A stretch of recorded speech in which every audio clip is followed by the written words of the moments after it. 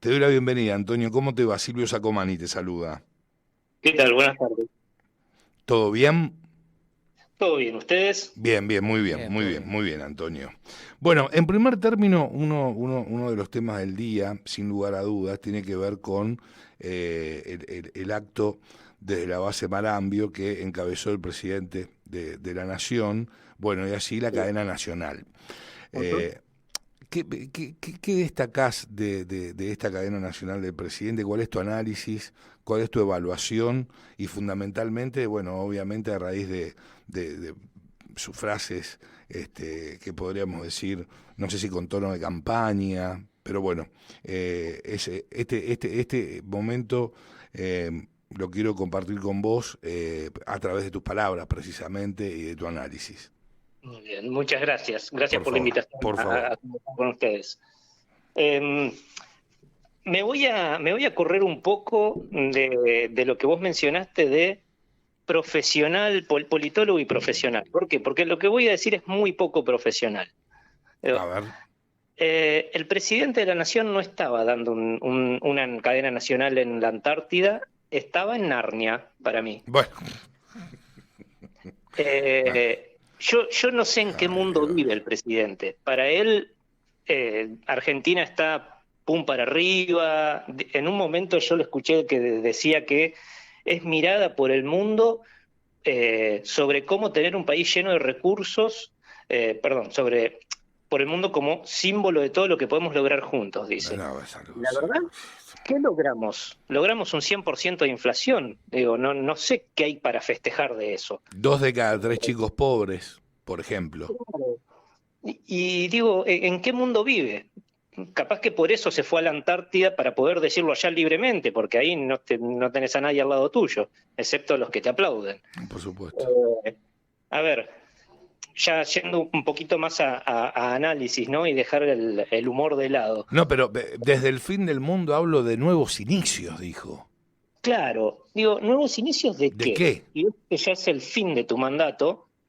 Yo, a ver, si todo sigue igual, no creo que siga gobernando después de octubre, digamos, después de la nueva elección. Eh, Tendría que cambiar mucho el rumbo como para que siga. Y- No veo una continuidad, por lo tanto no veo ningún inicio de nada. Pero comienza un mañana de paz y prosperidad, también Claro, dijo, ¿eh? hay que ver Bien. para quién. Hay que ver para quién es esa paz y prosperidad. Y seguramente para él cuando se vaya del gobierno y la prosperidad también, dalo por hecho.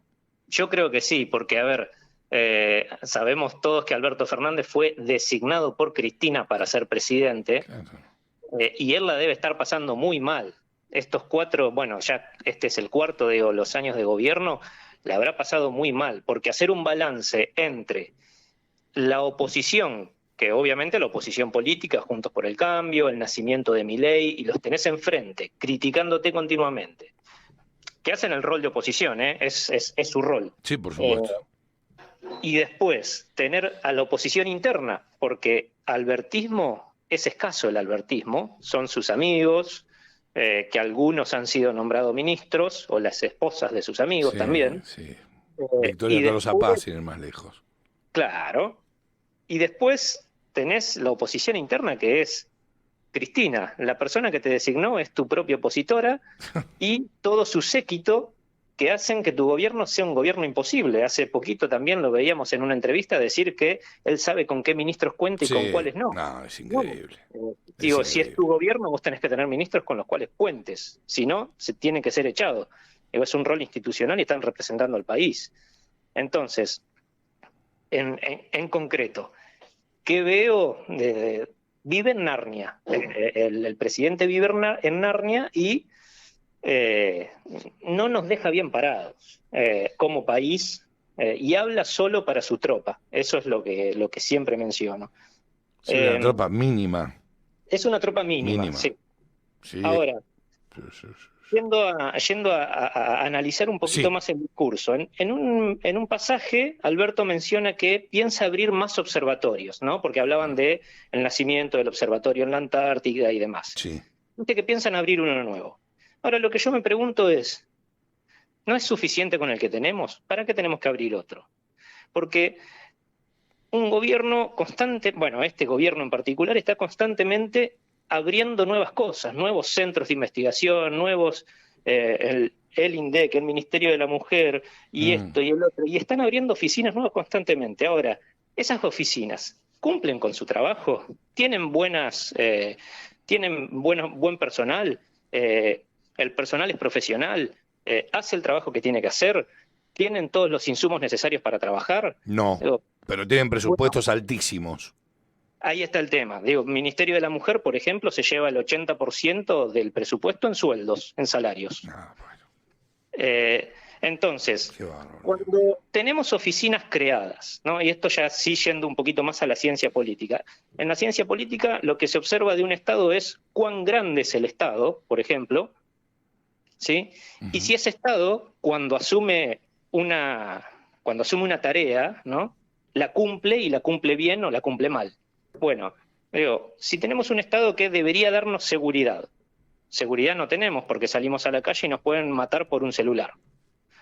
Que nos debería dar una economía estable no la tenemos una inflación del 100%. Que nos debería dar justicia no tenemos, porque ¿cuántos años tarda llegar la justicia para muchas de las personas? ¿Sí? O, por ejemplo, tenemos propietarios usurpados, hay millones en el país, ¿sí? Terrenos tomados, tenemos hecho, por supuesto. inseguridad jurídica por todos lados. Entonces, falta el Ministerio del Mapuche, el INAI o algo por el estilo, ya está. Pero el Ministerio del Mapuche, que no te quepa la menor duda, que en cualquier momento se abre, ¿eh? No sé si el ministerio, pero que es altamente probable que si seguimos con esta tendencia se abra un cupo para, no necesariamente mapuches, pero sí para cualquier tribu indígena en el Congreso. Mira, no sería raro. No sería descabellado, para nada. No, Entonces, totalmente. Lo que digo es, si tenemos tantas funciones como Estado y no cumplimos ninguna, lo que falta ahí es, en términos politológicos se le dice enforcement o empowerment, Sí, ¿no? sí. O sea, la capacidad de hacer que eso pase, ¿sí? Si yo te digo que voy a controlar la inflación, yo debería poder controlarla, ¿sí? Bueno, no tenemos enforcement. Entonces, cuando pasa eso, que un Estado decide tomar una tarea y no la cumple, es un Estado fallido. Y yo lo que vengo viendo en estos últimos 4 años más todavía, pero es una tendencia... Sí, de los 16 años de kirchnerismo, claro. Sí, totalmente. Es una tendencia a, asumimos un montón de roles. Cumplir no cumplimos ninguno, pero lo asumimos. Entonces, ¿qué tenemos en Argentina? Un Estado fallido. Y si no te pueden dar lo mínimo, que es salir a la calle y que no te maten por un par de zapatillas o por un celular, ya está, no tenemos Estado. Digo, es casi como que no existiese el Estado, es una burla. Sí, sin y duda. encima hacen estos viajes para aplaudirse entre ellos. Digo, bueno, no sé, están muy alejados de la sociedad, eso es segurísimo. Hay una desconexión total y absoluta por parte... Y cuando hablamos de gobierno, no hablemos de Alberto Fernández, por favor, solamente, como bien hiciste vos, hablemos de Cristina Fernández de Kirchner, porque forma parte del gobierno. Ya le vendieron al kirchnerismo más rancio, más recalcitrante, más de paladar negro, que son oposición al gobierno, pero ellos forman parte del gobierno.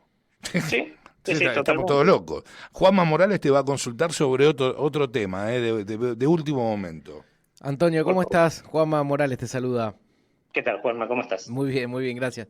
Antonio, una de las noticias de hoy, de hace algunos minutos, que se venía hablando a la mañana, pero se ha confirmado, tiene que ver con el interbloque del Frente de Todos en la Cámara de Senadores, donde un grupo de 4 legisladores dio un portazo y armó una bancada aparte. ¿Cómo lo interpretás esto? ¿Esto es una pérdida de poder de control de Cristina Fernández de Kirchner? ¿Hay una rebelión dentro del peronismo contra la autoridad de Cristina? ¿Cómo se interpreta esto? ¿Y qué cambia de ahora en más en cuanto al Senado, al manejo del poder legislativo para el gobierno? A ver, no sé si llamarlo una rebelión, hay que ver qué es lo que pasa. Gracias por la pregunta, pues es muy interesante. el oficialismo contaba con una cierta cantidad de senadores que a veces le aseguraba pasar leyes, ¿no? Lo que sucede con esto es, obviamente, que siempre llegadas las elecciones se van conformando distintas alianzas en base a lo que ven distintos actores políticos, en base a lo que ellos creen que puede pasar en el futuro, ¿no? Bueno, bienvenido al peronismo, ¿no es cierto? Bienvenido, claro. Pero permítanme ampliar esto Sí. y no solo mencionar en temas senadores. Esto también pasa con la justicia, y la justicia es la que más se anticipa a los hechos, a los cambios políticos. Todos sabemos, o si miramos un poco la historia, en la historia de Argentina, ¿no? Podemos ver que la justicia anticipa el cambio político y el cambio de gobierno a nivel nacional. En ese sentido, podemos ver los fallos durante el gobierno de Macri de los 2 primeros años y después de los 2 segundos años de Macri. Bueno, lo mismo le está pasando a este gobierno. Y eso también pasa en la política, porque cuando vemos que ya en las próximas elecciones no van a ganar, bueno, los actores empiezan a decidir con quién tengo que ir para poder seguir en el poder, ¿no? Y para poder mantenerme. Entonces, esto no me sorprende, primero, no me sorprende esta huida de 4 senadores. Ahora, la cuestión es ver dónde terminan esos senadores, que todavía están medio en pañales esta huida, y hay que esperar a los próximos días a ver qué es lo que pasa. Se llama Unidad, ya le pusieron nombre, Unidad Federal. Hay legisladores que ya habían, de alguna manera, le habían marcado la cancha a Cristina Fernández de Kirchner. Bueno, aquí tengo, por ejemplo, Carlos Camao Espínola, Guillermo Snopek, entre otros, ¿no es cierto? Me parece que se le presenta, como bien decís vos, en primer término, hay un oportunismo fenomenal por parte de esta fragmentación, que sea esta fractura del bloque del Frente de Todos, del bloque de Cristina Fernández de Kirchner, por medio de lo cual aparentemente se le va a complicar y mucho conseguir quórum. Y eso es todo un problema. Totalmente. Para Cristina Fernández de Kirchner, obviamente. Usualmente la relación Poder Ejecutivo-Senado se basa en la relación también con los gobernadores. Exacto, y muchas veces, claro. ¿Por qué pasa esto? Porque esta relación Senado y gobernadores, los gobernadores responden a las provincias, ¿sí? Y entonces sus intereses están en cuánto beneficio puedo llevar yo para mi provincia, ¿sí? Yo represento una provincia, entonces tengo que llevar un beneficio para ellos. Puede surgir la situación de que justamente haya enojos por estos lados, ¿no? Porque no les dieron lo que ellos pidieron, eventualmente, ¿sí? Falta de recursos o que se sientan maltratados. Sabemos que en política la ofensa está a la orden del día también, y entonces puede suceder eso. Hay que ver qué es lo que pasa, ese es el tema. Es muy reciente esto como para poder decir, bueno, no son aliados del kirchnerismo, o no le pueden dar la mayoría. Recordemos también, ¿por qué digo de esto de ser prudentes? Si recordamos, fue Sergio Massa el que le dio la mayoría en ambas cámaras eventualmente a Cambiemos, y después y dijo que iba a sacar a los ñoquis de la cámpora, y ahora... a barrer los ñoquis de la cámpora. Dios mío. Entonces, hay que ser prudentes para ver qué es lo que pasa con este pequeño grupo.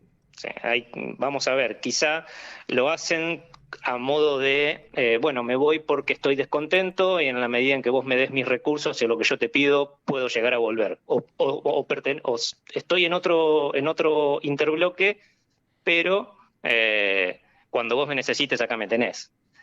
Es todo negociación. Seguro, Antonio, seguro. Vamos, Juan Midal. Ahora, Antonio, hay una cuestión que parte del relato del kirchnerismo de hace bastante, que hablan sobre la proscripción de Cristina, ¿no? Cristina proscripta. Sin embargo, esto ha generado como una grieta interna también, porque tenés dirigentes del peronismo, como son Aníbal Fernández, que dicen, no, Cristina no está proscripta, se puede presentar si quiere.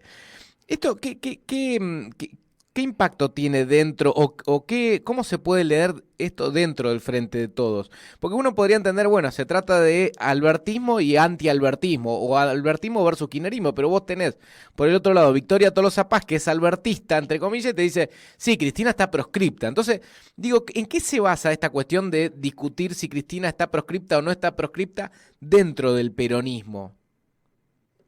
Me voy a tomar una licencia para responder esto, porque es un poquito arriesgado.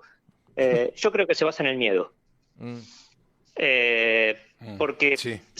si bien es cierto que técnicamente ella no está proscripta, ella puede presentarse si quiere, ¿sí? Lo que tiene es una imposibilidad de ejercicio por una sentencia. Porque está ¿sí? condenada. Condenada. Entonces, Eso no es proscripción. claro, vos podés presentarte a lo que quieras, Cristina. Ahora bien, ¿por qué algunos dicen ella puede presentarse y por qué otros dicen está proscripta? Yo creo que es por miedo a Cristina, para congraciarse con ella. Claro. Porque sabemos que toda la tropa leal a ella dice que está proscripta. Y algunos que son albertistas dicen que sí, otros que no. Entonces, bueno, el propio Alberto Fernández lo sostiene también. claro, y bueno, ese es el juego y el balance que tiene que hacer Alberto. Por eso digo, Alberto está en una posición que yo creo que nadie quisiera estar, haciendo un balance y sorteando balas que vienen de todos lados, incluso de su propio equipo. No está en la mejor posición, Alberto. No, pero porque no quiso estar, porque no quiso estar en la mejor posición. Porque en su momento, en la primera etapa de lo que fue la pandemia del COVID, recordarás que a raíz de algunas medidas acertadas en un primer momento, obviamente, porque después conocemos el descalabro, el delirio, la desidia, el desinterés por el otro, bueno, en fin. Tenés que Alberto Fernández llegó a una imagen positiva casi del 70%, y ese era un muy buen momento,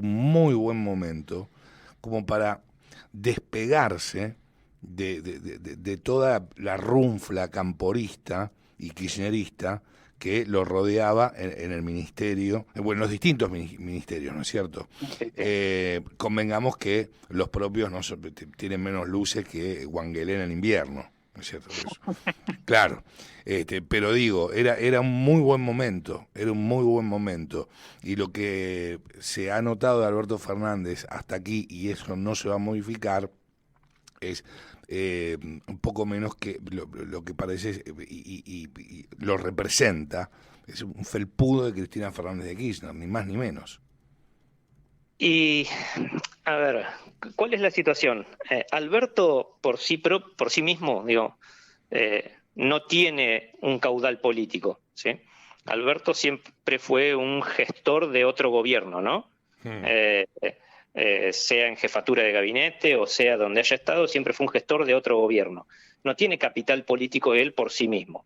Tampoco él tiene estructura política en el sentido de, o capilaridad en el territorio, como para decir, bueno, ok, yo tengo mis votantes o tengo mis personas en los distintos municipios que traen caudal político y apoyan una candidatura mía, o puedo traer yo mis propios ministros. Y tampoco tiene una estructura política de dirigentes. Si vemos los ministros de Alberto, hay muchos que son totalmente desconocidos. Entonces, ¿por qué también Alberto, como vos mencionás, tuvo esa oportunidad y no se aprovechó? ¿Y por qué? Y porque no tenía con qué aprovecharla. Recién asumido al gobierno, si tomaba esa decisión Alberto, yo creo que tranquilamente podía haber caído su gobierno en menos de un mes, porque Cristina lo podía voltear. El poder de Cristina es muy grande, digo, la capilaridad que tiene. Bueno, eso está claro, pero contaba con el poder de la gente, ¿no es suficiente? Con el poder que le daba la gente, bueno, tenemos que... Lo dudo mucho a nivel gubernamental, cuando también la gente tenía que quedarse encerrada en casa. Ese es el tema. Bueno, tal cual. Bueno, sí, exactamente. Volviendo a Cristina Fernández de Kirchner, mañana se va a reanudar, como bien sabes, la actividad en el Senado de la Nación. Pero la presidenta del Senado no va a estar presente.